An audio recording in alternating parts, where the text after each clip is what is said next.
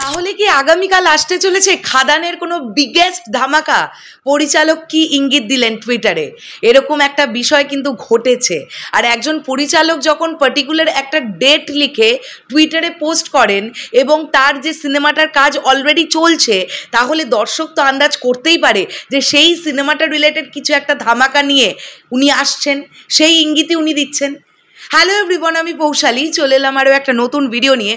খাদান প্রজেক্টটাকে নিয়ে আমরা সবাই প্রচণ্ডভাবে এক্সাইটেড। খাদান প্রচণ্ড ভালো গতিতে চলছিল, তারপরে ভোট ইত্যাদি এলো। দেবদা প্রচণ্ড ব্যস্ত হয়ে গেলেন। আজকে অলরেডি ভোটের রেজাল্ট আমরা সবাই জানি এবং এখনও পর্যন্ত যেটা দেখতে পাচ্ছি, ঘাটাল থেকে দেবদা কিন্তু এগিয়ে আছেন।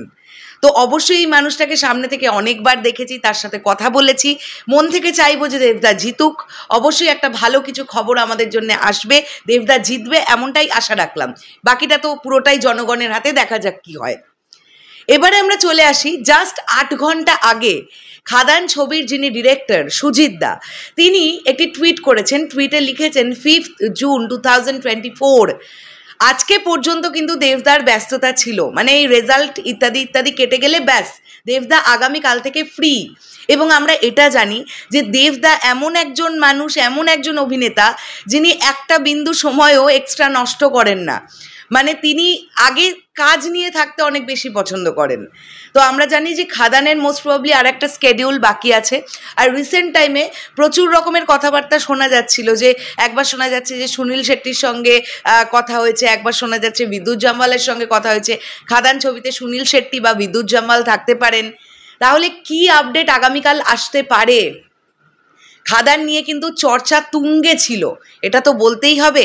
এবং আমি আশা করব যে দেবদা খুব শীঘ্রই আবার খাদানের কাজে ঢুকে পড়বেন এবং একদম খাদান কমপ্লিট হয়ে যাবে। দেখা যাক, এই ছবিটা নিয়ে কিন্তু প্রচুর আশাবাদী আছি, কেননা দেবদা অনেক দিন পরে এইরকম একটা ছবিতে কামব্যাক করছেন।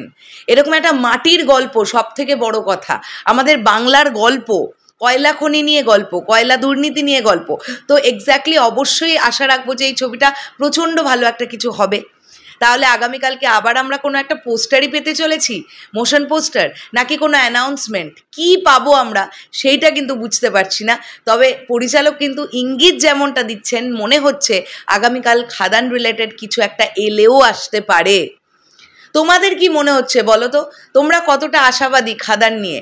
অবশ্যই সেটা কমেন্ট করে জানাও। আমরা তো প্রচণ্ডভাবে আশাবাদী।